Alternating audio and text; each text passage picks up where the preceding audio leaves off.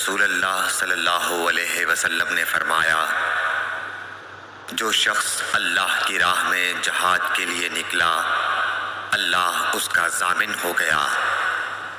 اللہ تعالیٰ فرماتا ہے، اس کو میری ذات پر یقین اور میرے پیغمبروں کی تصدیق نے اس سرفروشی کے لیے گھر سے نکالا ہے۔ میں اس بات کا ضامن ہوں کہ یا تو اس کو واپس کر دوں ثواب اور مال غنیمت کے ساتھ، یا شہید ہونے کے بعد جنت میں داخل کر دوں۔ رسول اللہ صلی اللہ علیہ وسلم نے فرمایا، اور اگر میں اپنی امت پر اس کام کو دشوار نہ سمجھتا تو لشکر کا ساتھ نہ چھوڑتا، اور میری خواہش ہے کہ اللہ کی راہ میں مارا جاؤں، پھر زندہ کیا جاؤں، پھر مارا جاؤں، پھر زندہ کیا جاؤں، پھر مارا جاؤں۔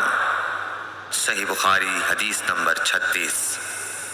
اس ویڈیو کو اپنے دوستوں کے ساتھ ضرور شیئر کیجیے گا، اور اس ویڈیو میں کمنٹ کر کے ہمیں لازمی طور پر بتائیے گا کہ آنے والے وقت میں آپ کس طرح کی ویڈیوز دیکھنا پسند کرتے ہیں۔